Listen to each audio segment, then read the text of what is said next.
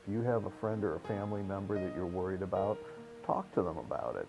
One of the cardinal things about depression is people feel like nobody could understand how bad they feel. They feel isolated. They feel disconnected from others.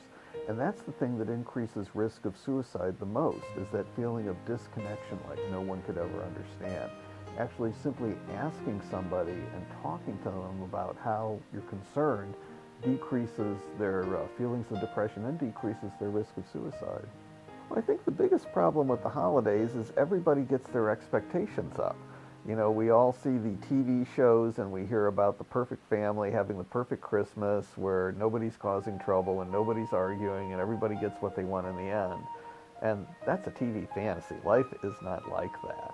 And people get unrealistic expectations and they think everybody else is having this wonderful, perfect time, and it simply isn't true. Families have differences and conflicts, and when they get together to celebrate holidays, they celebrate some of their differences and conflicts, and people get disappointed. And I think people need to kind of roll with it and say, well, that's part of being part of a family. We're going to get on each other's nerves at times.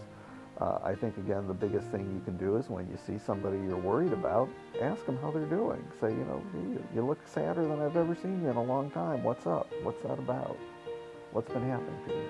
I think the cases that stand out most in my mind, and this probably happens every year or two, somebody will come in often because they've lost a loved one or they've lost a job and their depression has gotten worse.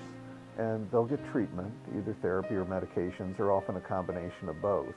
And 3 or 4 months later, they'll say, I now realize that I've been depressed most of my life. I just didn't know it.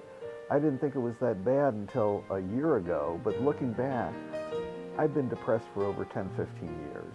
And this is a person that suffered for decades and didn't have to. Treatment works, it's out there, it's effective, and there's different kinds of treatment available. For some people, they want counseling and therapy, other people medication. You can do a combination, but they're effective treatments. People don't have to suffer for decades.